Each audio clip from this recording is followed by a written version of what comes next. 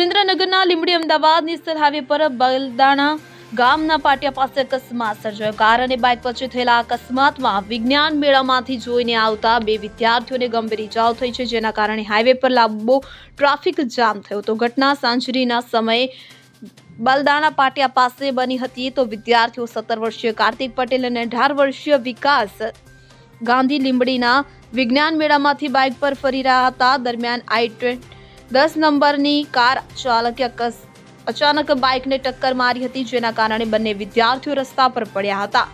સ્થાનિક લોકોને આ દ્રશ્ય જોઈને તાત્કાલિક 108ને ફોન કર્યો, જેના પગલે એમ્બ્યુલન્સ પહોંચી અને બંનેને પ્રથમ તબક્કે સારવાર અર્થે નજીકની હોસ્પિટલ ખાતે ખસેડવામાં આવ્યા હતા. વિદ્યાર્થીઓને માથા અને પગમાં ગંભીર ઈજાઓ પહોંચી હોવાનું જાણવા મળ્યું છે. તેઓની હાલત ગંભીર હોવાથી વધુ સારવાર અર્થે સુરેન્દ્રનગરની સિવિલ હોસ્પિટલ ખાતે ખસેડવામાં આવ્યા છે. વિદ્યાર્થીઓના પરિજનોને સમાચાર મળતા તેઓ હોસ્પિટલ ખાતે પહોંચ્યા હતા, જ્યાં તેઓએ કહ્યું કે બાળકો માત્ર મેળો જોવા માટે ગયા હતા. આવી દુર્ઘટના કેવી રીતે બની? હાઈવે પર ઝડપી ચાલની મુશ્કેલી વધી રહી છે. પોલીસે કાર ડ્રાઈવર વિરુદ્ધ ઝડપી ચાલ અને લાપરવાહીના આધારે ગુનો નોંધ્યો છે. ટ્રાફિક પોલીસે સ્થળ પર પહોંચીને વાહનોને વૈકલ્પિક માર્ગથી અને જવા માટે કહ્યું છે, જેથી જામ ઓછો થાય. અને આ ઘટના સ્થળે પર સુરક્ષા વ્યવસ્થા પર સવાલ ઊભા થઈ રહ્યા છે. પોલીસ અધિકારીઓ જણાવ્યું કે તપાસ ચાલુ છે અને ડ્રાઈવરને ઝડપી લેવાશે અને આવી અકસ્માતો ઘટાડવા માટે વાહન ચાલકોની સાવચેતી રાખવા પણ અપીલ કરવામાં આવી છે.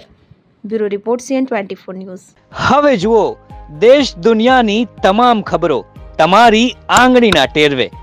ઉઠાવો મોબાઈલ અને Google Play Store પરથી ડાઉનલોડ કરો અમારી CN24 ન્યૂઝ મોબાઈલ એપ.